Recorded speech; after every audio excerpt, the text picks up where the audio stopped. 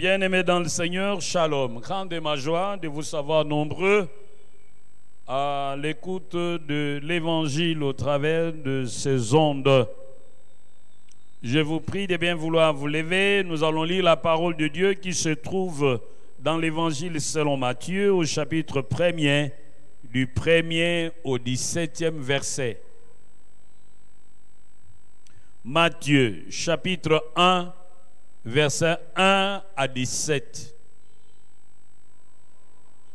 Nous lisons au nom de notre Seigneur Jésus-Christ. Généalogie de Jésus-Christ, fils de David, fils d'Abraham. Abraham engendra Isaac. Isaac engendra Jacob. Jacob engendra Judas et ses frères. Judas engendra de Tamar, Pharès et Zara. Pharès engendra Esrom. Esrom engendra Aram. Aram engendra Aminadab. Aminadab engendra Nasson.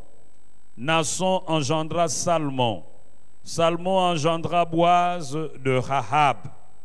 Boaz engendra Obed de Ruth. Obed engendra Isaïe.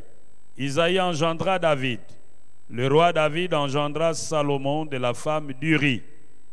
Salomon engendra Roboam. Roboam engendra Abia. Abia engendra Asa. Asa engendra Josaphat. Josaphat engendra Joram. Joram engendra Ozias. Ozias engendra Joatam. Joatam engendra Akaz. Akaz engendra Ézéchias. Ézéchias engendra Manassé. Manassé engendra Amon. Amon engendra Josias. Josias engendra Jéconias et ses frères au temps de la déportation à Babylone. Après la déportation à Babylone, Jéconias engendra Salatiel. Salatiel engendra Zorobabel. Zorobabel engendra Abiyud. Abiyud engendra Eliakim. Eliakim engendra Azor. Azor engendra Sadok. Sadok engendra Hakim. Hakim engendra Eliud. Eliud engendra Éléazar. Éléazar engendra Matan. Matan engendra Jacob. Jacob engendra Joseph, l'époux de Marie, de laquelle est né Jésus, qui est appelé Christ. Il y a donc en tout 14 générations depuis Abraham jusqu'à David. 14 générations depuis David jusqu'à la déportation à Babylone. Et 14 générations depuis la déportation à Babylone jusqu'au Christ. Amen. Veuillez vous asseoir. Notre Père et notre Dieu, nous te sommes reconnaissants pour ce moment d'édification mutuelle que tu nous donnes. Viens et parle à chacun de nous dans le nom de Jésus-Christ. Amen. Voici les thèmes de ce jour. Tout peut changer et tout doit changer. Tout peut changer et tout doit changer. Bien-aimés, l'évangile de Matthieu et celui de Luc sont les seuls à nous présenter la généalogie de Jésus-Christ de Nazareth. La différence entre ces deux arbres généalogiques, c'est du fait que Matthieu commence par Abraham, Matthieu 1, verset 1, tandis que Luc, par souci d'universalité, fait remonter cette généalogie jusqu'à Adam. Luc chapitre 3, verset 38. Comme qui dirait que pour Matthieu, Jésus est un patrimoine juif, tandis que pour Luc, Jésus est un patrimoine universel. Il est une bénédiction que Dieu donne à toute l'humanité. Ce qui rejoint ce que l'apôtre Jean déclare dans Jean 3, verset 16, « Car Dieu a tant aimé le monde qu'il a donné son Fils unique, afin que quiconque croit en lui ne périsse point, mais qu'il ait la vie éternelle. » Ce qui est encore surprenant dans cette généalogie de Jésus, c'est le fait que dans la généalogie de Matthieu, il y a présence de femmes, ce qui est contraire à la judaïté. Tandis que dans la généalogie de Luc, il y a absence de femmes, ceux qui respectent la tradition juive. La présence de ces femmes, qui paraît comme un fait insolite, doit attirer notre attention.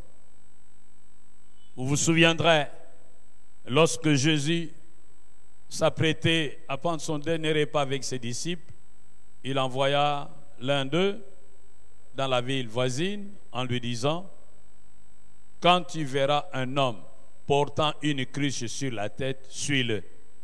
Et c'est chez lui que nous allons prendre la scène. Donc, ce qui est insolite ne doit pas être négligé, mais bien au contraire susciter notre curiosité et attirer notre attention. Ce qui nous amène à nous poser une série de questions, à savoir: pourquoi la généalogie de Jésus? Alors qu'on ne la trouve pas dans Marc, on ne la trouve pas dans Jean. Pourquoi la présence de ces femmes et même de païennes dans la généalogie de Jésus, même des prostituées, même des idolâtres? Qui sont ces femmes?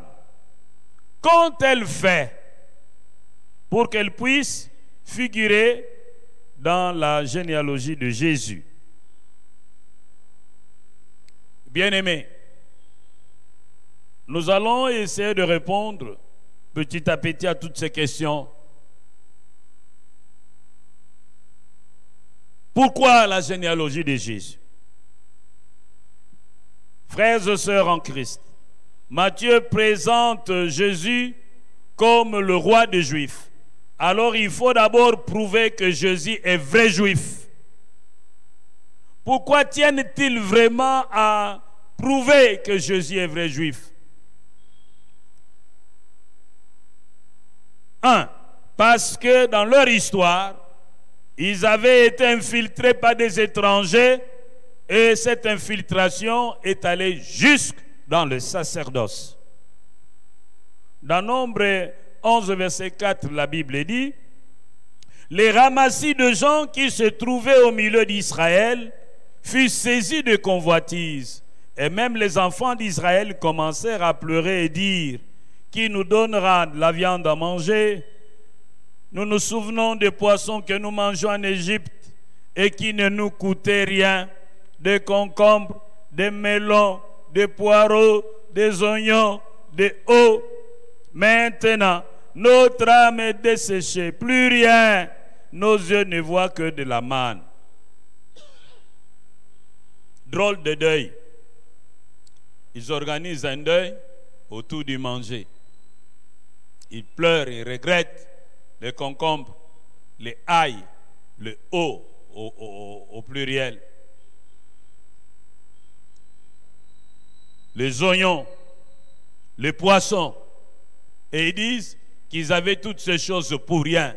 Ils oublient même qu'ils étaient fouettés et c'était au prix de torture et de dur labeur qu'ils mangeaient ces choses.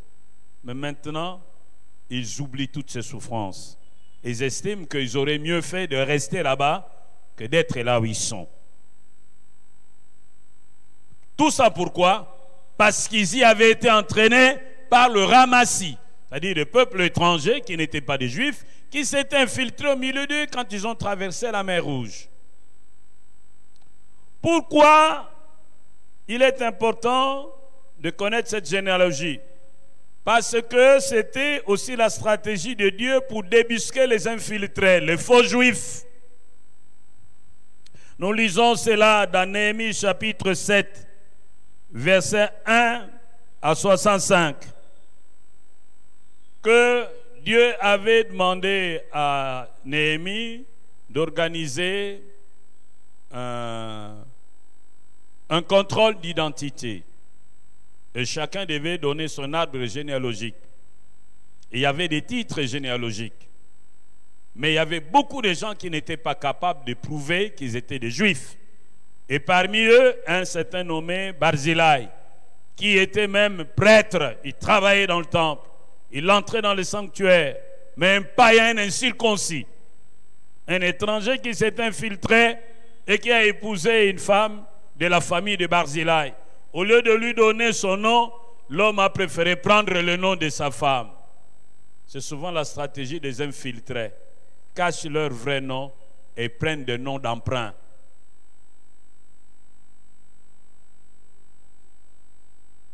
Bien-aimés,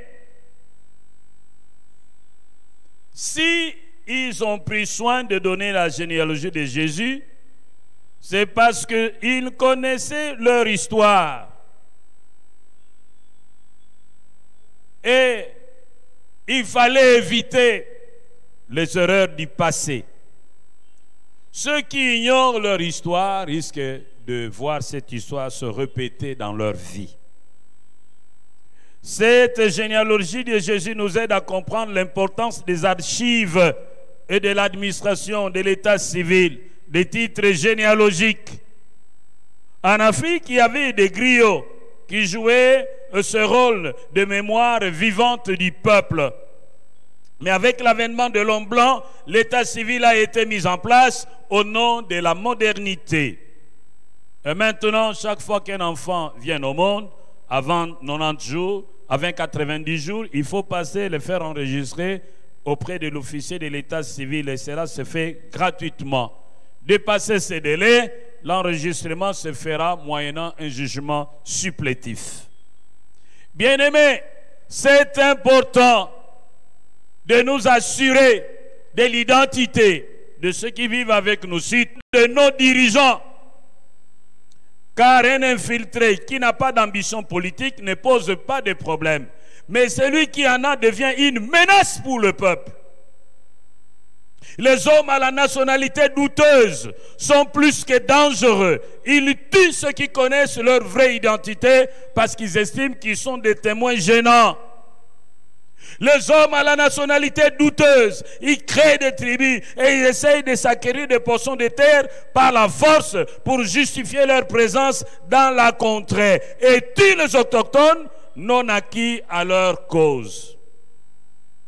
Bien-aimés, les infiltrés au pouvoir peuvent construire, mais ils vont tuer ceux qui peuvent les inquiéter et ils vont corrompre par tous les moyens l'élite de cette société. L'histoire nous apprend, et ça nous l'apprenons du théologien britannique William Barclay, qui a écrit un commentaire sur l'évangile selon Matthieu. Et William Barclay, lorsqu'il nous parle d'Hérode, il nous dit que Hérode était un gouverneur, il n'était pas un roi. C'est un simple gouverneur comme les autres. Mais il était d'une nationalité douteuse. Il était un homme au sang mêlé. Par voie de conséquence, il n'inspirait pas confiance aux Juifs qui le rejetaient. Pourquoi? Parce que pour les Juifs, ils savent que lorsque vous êtes dominé par un étranger, vous êtes sous la malédiction.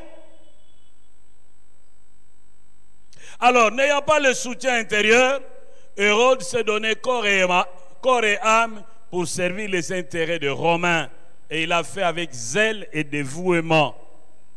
Ce qui lui valut ce titre apparemment honorifique, mais c'était plus par ironie. Le roi, on l'appelait roi Hérode. C'était plus par ironie. Mais là, l'histoire nous apprend que Hérode avait beaucoup construit. C'était un grand bâtisseur. Hérode, pendant la crise, avait consenti de vendre ses objets d'or. Et avec l'argent, il a nourri les pauvres d'Israël. Mais il était tellement avide du pouvoir qu'il tuait même ses membres de famille parce qu'il croyait qu'on voulait prendre son poste. Lorsque vous êtes à côté de quelqu'un qui aime le pouvoir, faites un effort pour lui faire comprendre que vous êtes content qu'il occupe ce fauteuil. Il faut l'encenser.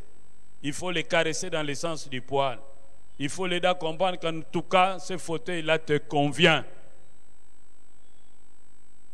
Sinon, tu seras une menace pour lui. Alors, qu'est-ce qu'on nous apprend? Il a construit une prison à Jéricho. Et à un moment donné, il a fait arrêter toute l'élite de sa province et les a enfermés dans cette prison de Jéricho, avec pour ordre: vous le tuerez à ma mort.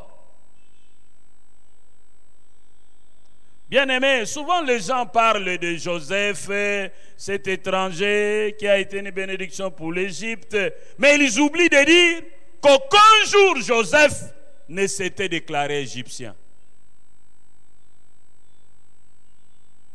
Lorsqu'un étranger se réclame de votre nationalité, sans avoir suivi la procédure normale de naturalisation, ça devient par usurpation. Et les usurpateurs sont très dangereux.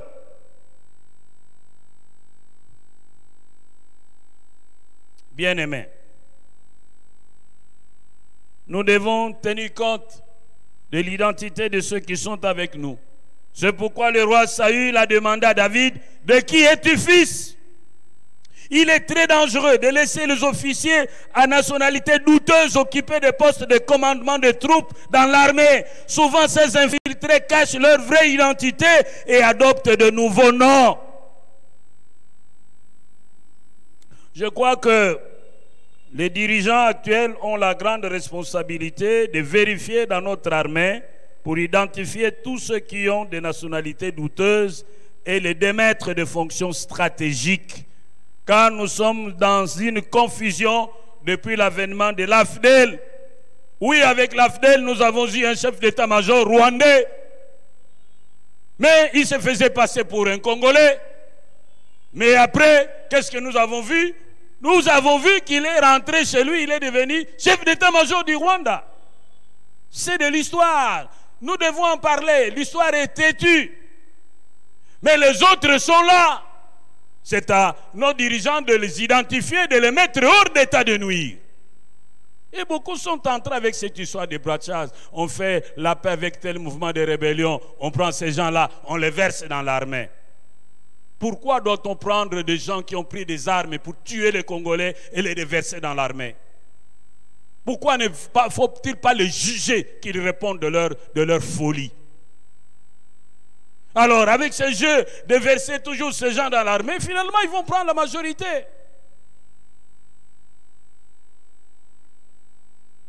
Ce ne date pas d'aujourd'hui, même avant l'AFDEL.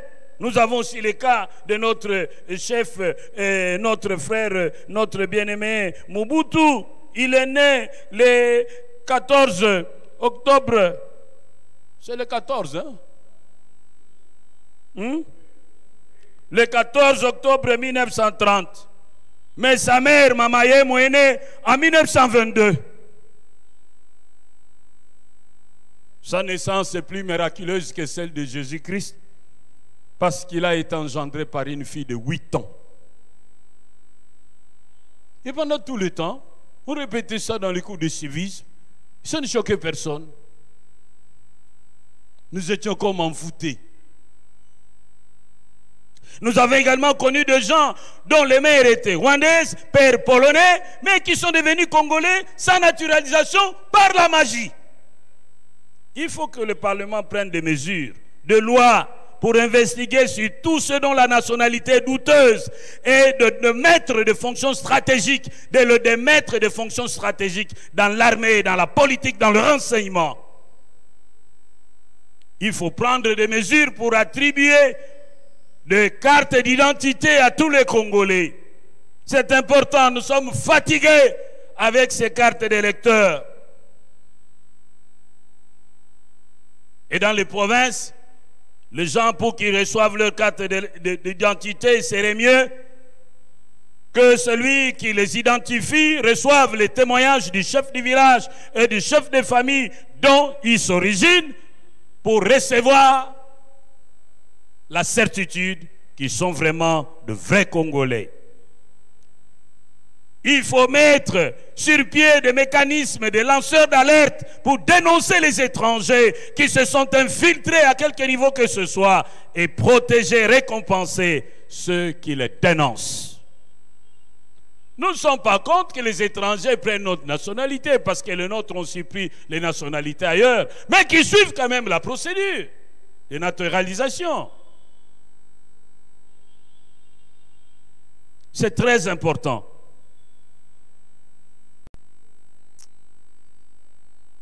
Et dans le cadre de l'Église, il est souhaitable que quelqu'un, avant qu'il ne devienne pasteur, qui nous décline aussi sa généalogie spirituelle. De qui es-tu fils? Qui ont guidé tes premiers pas? Où est-ce que tu as été formé? Parce que ces pasteurs de génération spontanée sont très dangereux. Il faut qu'il y ait une certaine traçabilité ministérielle. Nous passons à la deuxième préoccupation. Pourquoi la présence des femmes? Dans une société juive fortement masculinisée, la femme n'occupe pas une position stratégique. Elle est pratiquement au bas de l'échelle. C'est pourquoi tout juif famille doit rendre grâce à Dieu de l'avoir créé homme et pas femme. Et même lorsque les femmes se réunissaient pour la prière, pour que leur prière soit exaucée, il fallait ajouter même un bébé. Si elles sont à 9 femmes, il faut ajouter même un bébé masculin, un bébé mâle, un bébé garçon, pour que leur prière soit acceptée.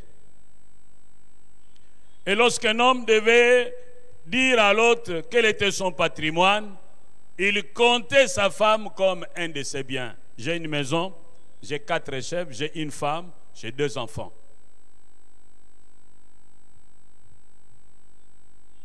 Alors, lorsqu'il fallait donner l'arbre généalogique, on passait de père à fils.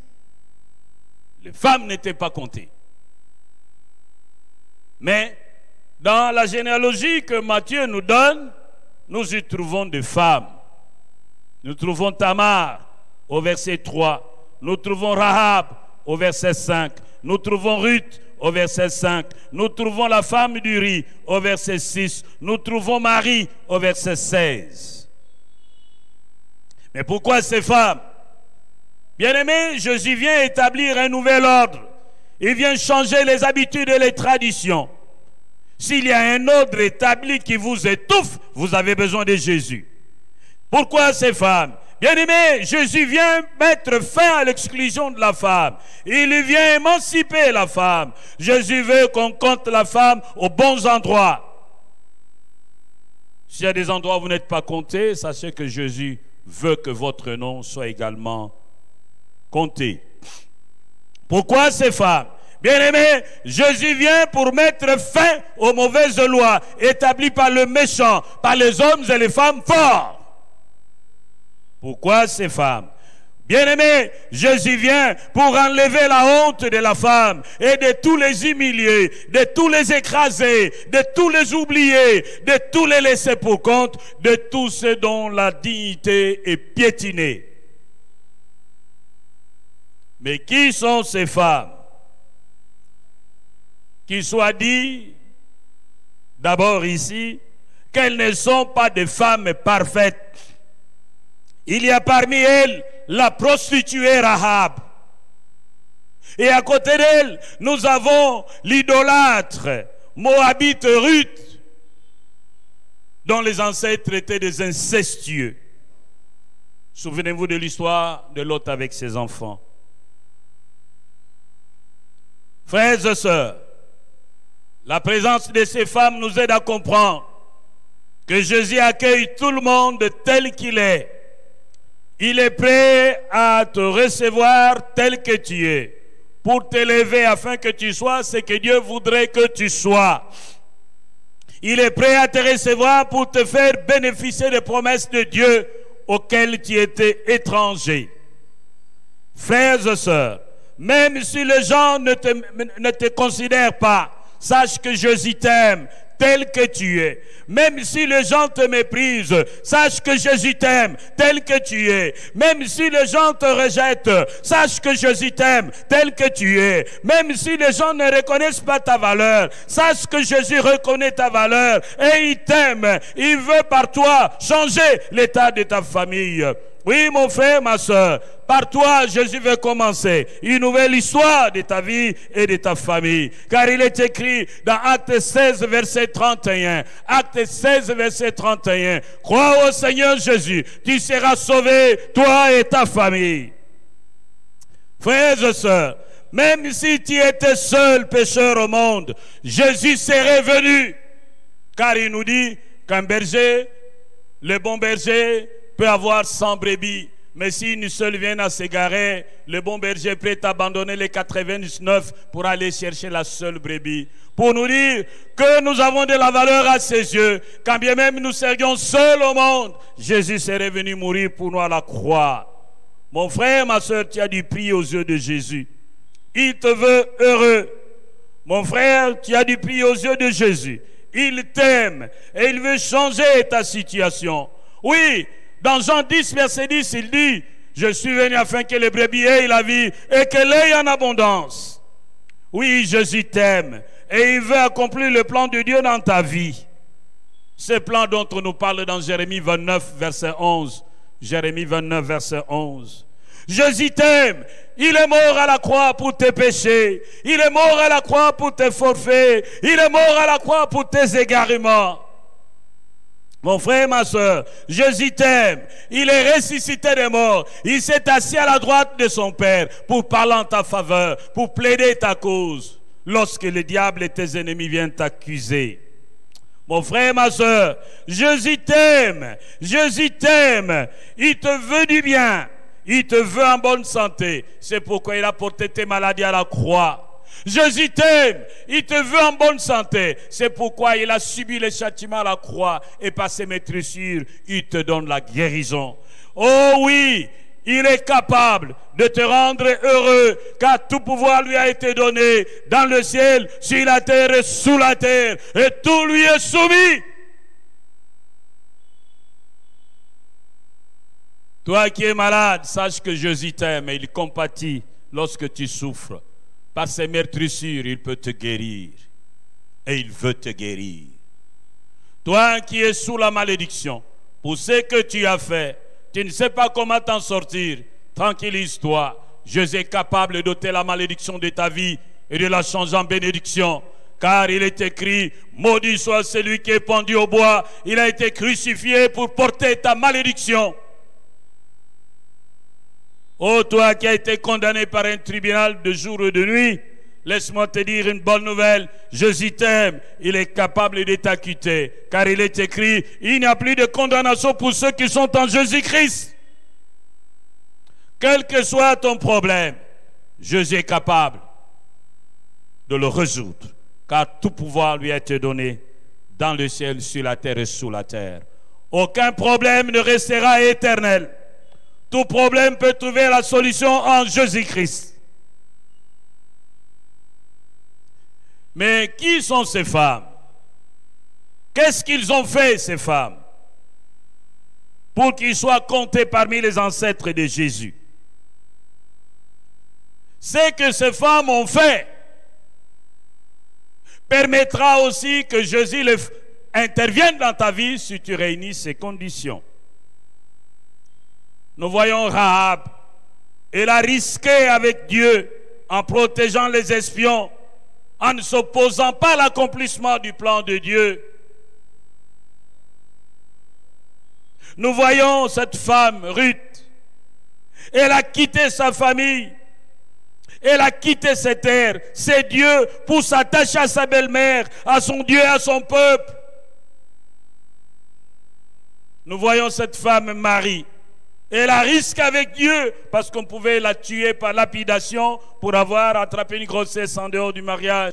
Mais elle a risqué avec Dieu et elle a fait une déclaration de foi en disant qu'il me soit fait selon ta parole. Frères et sœurs en Christ, si vous voulez que Dieu change votre situation, vous avez besoin de risquer avec lui. Risquez avec lui en abandonnant tout ce que Dieu voudrait que vous abandonniez. C'est ce qu'on appelle repentance. Abandonnez tout ce que Dieu n'aime pas dans votre vie. Si vous viviez de la fraude, il faut renoncer à la fraude. Si vous viviez de la corruption, il faut renoncer à la corruption. Si vous viviez de la prostitution, il faut renoncer au métier du bon sens. Si vous aviez un pentacle magique, un portefeuille magique, il faut renoncer à toutes ces choses pour attendre de Dieu ce qu'il a préparé de meilleur pour vous. Qu'est-ce que vous devez encore faire? Vous devez risquer avec Dieu en quittant les mauvaises relations, en quittant les mauvaises pratiques, en quittant tout ce que Dieu déteste, en quittant les loges, en quittant tous les mouvements mystico-religieux, pour vous attacher au peuple de Dieu qu'est l'Église. Et enfin, si vous voulez que Jésus vous prenne en charge, règle vos problèmes, change votre situation, change votre sort, vous avez besoin de placer votre foi en lui, comme l'a fait Marie. Vous devez lui faire totalement confiance. Vous devez croire qu'il est mort à la croix pour vos péchés. Vous devez croire que Dieu l'a ressuscité d'entre les morts. Et vous devez accepter qu'il entre dans votre vie pour la diriger comme Seigneur et qu'il entre dans votre vie pour pardonner vos péchés comme Sauveur. Si et seulement si vous voulez risquer avec Jésus, alors il vous donnera ce que votre cœur désire. Tout pouvoir lui a été donné dans le ciel, sur la terre et sous la terre, et il peut tout changer dans votre vie, et il veut tout changer dans votre vie. Y a-t-il des choses que vous aimeriez voir changer dans votre vie? Êtes-vous prêt à risquer avec Dieu? Y a-t-il des choses auxquelles vous devez renoncer? Voulez-vous y renoncer maintenant? Y a-t-il des relations que vous devez abandonner? Voulez-vous les abandonner maintenant? Y a-t-il des pratiques auxquelles vous devez renoncer? Voulez-vous y renoncer maintenant? Voulez-vous placer votre confiance en Jésus et le laisser diriger votre vie vers le bon port et le laisser accomplir le plan de Dieu pour votre vie? Si tel est le désir de votre cœur, veuillez vous lever là où vous êtes, vous inclinez votre tête et vous priez après moi. Seigneur Jésus, je reconnais que je suis pécheur. Je fais encore beaucoup de choses qui ne te plaisent pas. Pardonne-moi. Maintenant, je renonce au péché. Je t'invite dans ma vie comme sauveur, parce que je crois que tu es mort pour mes péchés et tu es ressuscité pour ma justification. Oui, je t'accepte comme mon sauveur pour que tu pardonnes mes péchés. Je t'accepte comme mon Seigneur pour que tu diriges désormais ma vie. Change tout ce qui me fait pleurer et accorde-moi d'expérimenter l'amour et le plan de Dieu pour ma vie. Amen.